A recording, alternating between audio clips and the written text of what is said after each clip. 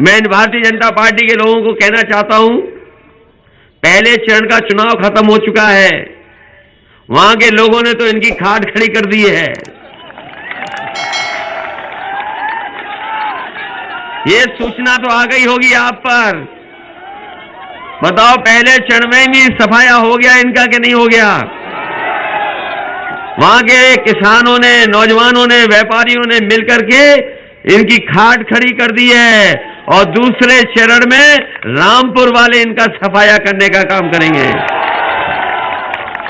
ये भारतीय जनता पार्टी के लोग, ये भारतीय जनता पार्टी के लोग कान पकड़ करके इनके प्रत्याशी 700 उठक बैठक भी लगाएंगे माफी मांगने के लिए, लेकिन यहां का किसान और नौजवान माफ करने वाला नहीं है।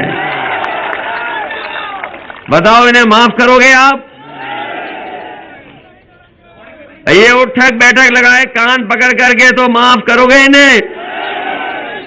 ये 700 से ज्यादा किसान शहीद हुए हैं। इनके नेताओं को देखो आप, छोटा नेता है तो छोटा झूठ बोल रहा है, बड़ा नेता है तो बड़ा झूठ बोल रहा है, और सबसे बड़ा है तो सबसे बड़ा झूठ बोल रहा है।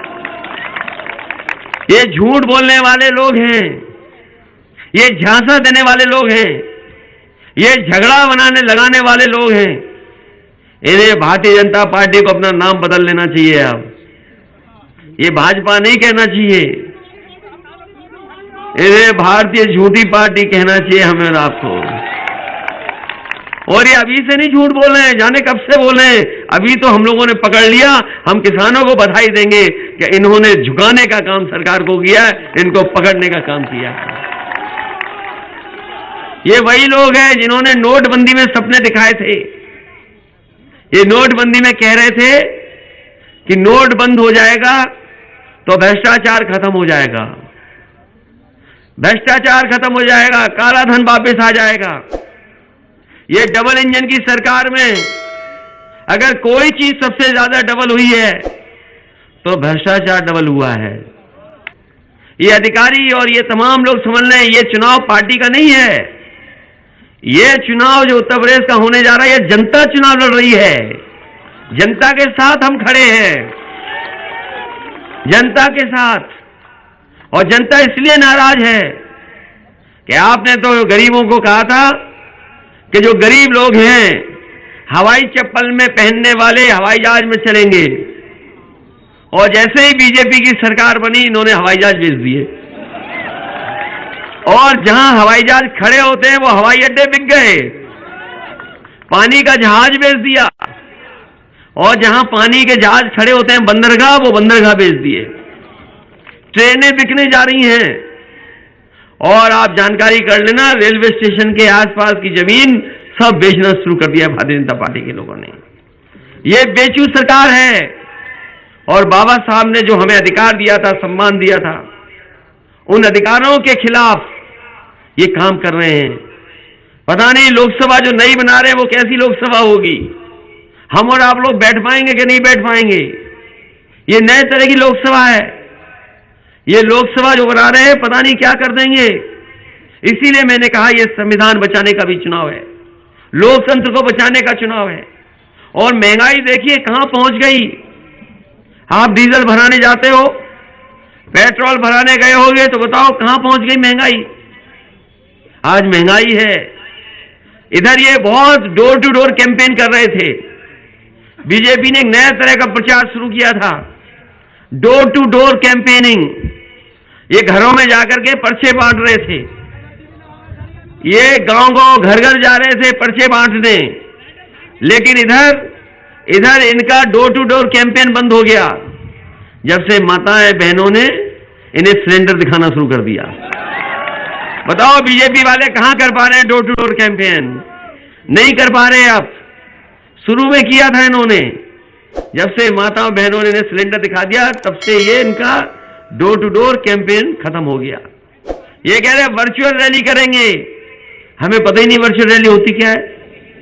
हम समाजवादियों ने कहा कि इनकी वर्चुअल रैली का मुकाबला हमारी फिजिकल रैली करेगी। इनकी वर्चुअल रैली की तो बैटरी डाउन हो जाएगी, लेकिन हमारे नौजवानों की बैटरी डाउन नहीं होगी। फिजिकल मेहनत कर करके घर घर गांव जा करके मदद करने का काम करेंगे। और छोटी सोच के लोग छोटा ही काम कर सकते हैं। ये छोटी सोच के लोग हैं, तभी छोटा काम कर रहे हैं। और आप देखिए, जब आज हम लोग यहाँ हैं, जिसने थार जीप चलाई उसे खुलेआम घूमने का मौका मिल रहा है। जिसने थार जीप चलाई, जिसकी वजह से इतने लोगों की जान गई, किसानों की जान गई और लोगों की जान गई। अगर कोई जिम्मेदार है तो वही गृह राज्य मंत्री और उसका बेटा जिम्मेदार है, जिसकी वजह से इतनी जान गई है। और आज चाहे न्यायालय ने जो किया हो, लेकिन जिस समय पैरवी ठीक होगी, न्यायालय दोबारा इनको सजा देगा, कड़ी से कड़ी सजा मिलेगी, फिर जाकर के ये जेल में जाएंगे। इसलिए खुशहाली के लिए, तरक्की के लिए, उत्तर प्रदेश को आगे बढ़ाने के लिए और विकास के लिए मैं आपसे वोट मांगने आया हूं। समाजवादी पार्टी ने कहा है कि हमें अगर किसानों को सिंचाई के लिए बिजली फ्री देनी पड़ेगी तो समाजवादी सरकार में फ्री बिजली किसानों को मिलेगी, सिंचाई फ्री होगी। साथ ही साथ हमारे गांव में रहने वाले लोगों के बीच में जब कभी भी बिजली का बिल आता है तो उन्हें करंट लगता है बिजली बिल को देख करके, इसलिए 300 यूनिट फ्री बिजली होगी, कोई उसके लिए पैसा नहीं लगाया जाएगा। हमारे सरकारी कर्मचारी पुरानी पेंशन को बहाल चाहते थे, समाजवादी पार्टी सरकार बनने पर पुरानी पेंशन को बहाल करने का काम करेगी। और साथ ही साथ समाजवादी पार्टी ने किसानों के लिए यह भी तय किया है कि हमें अगर फार्मर्स कॉर्पस फंड बनाना पड़े, एक पैसा इकट्ठा बजट का दे देंगे, जिससे हमारे किसानों को इंतजार न करना पड़े अपने भुगतान के लिए, चाहे वो गन्ने का भुगतान हो या कोई मदद हो, हम कॉर्पस फंड बना देंगे और 15 दिन के अंदर गन्ना किसानों का पूरा भुगतान कराने का काम समाजवादी लोग करेंगे, समाजवादी सरकार में होगा, आपको धरने पे न बैठना पड़े। और अगर हमें चीनी मिल का अगर उच्चीकरण भी करना पड़ेगा तो समाजवादी सरकार में उसको हम उच्चीकरण करने का भी काम करेंगे। सरकारी चीनी मिलों का भी उस कैसे बेहतर हो सके वो करेंगे। हमारा घोषणा पत्र जो बनाया समाजवादी पार्टी ने, वो योजनाएं हैं, नियम है, उसके अंदर कहां से बजट आएगा उसका भी इंतजाम है। इनकी सरकार जैसा नहीं क्या लगातार ये झूठ बोलते रहे हों और जैसे ही चुनाव आ गया हो तो हमारे बाबा मुख्यमंत्री लैपटॉप स्मार्टफोन बांटने के लिए निकल पड़े हों।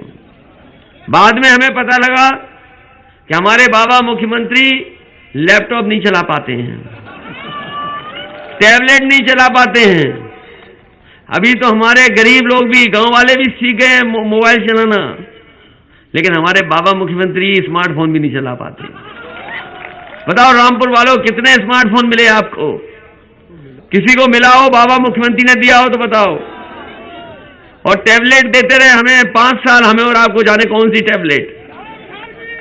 और जो लैपटॉप दिए होंगे समाजवादियों ने, कभी समाजवादी सरकार में जो लैपटॉप बटे थे वो आज भी चल रहे हैं, आज भी बंद नहीं हुए हैं। ये लोग खुशहाली नहीं चाहते, तरक्की नहीं। आजम साहब के खिलाफ तो है ही है, लेकिन ये आजम साहब की जो सोच है तरक्की की, खुशहाली की, पढ़ाई की, यूनिवर्सिटी बना करके आने वाली पीढ़ी को और आगे लेकर के जाएं, उसके खिलाफ हैं। ये भारतीय जनता पार्टी के लोग जानते हैं, जिस समय लोग पढ़े लिखे होंगे, समझदार होंगे, उनके पास सूझबूझ होगी तो भारतीय जनता पार्टी के झांसे में नहीं फंसेंगे। इसलिए वो लोग अन्याय कर रहे हैं और हमें उम्मीद है सरकार जाते ही अन्याय भी खत्म होगा और आपके लिए हम खुशहाली और विकास के लिए जोड़ने का काम करेंगे।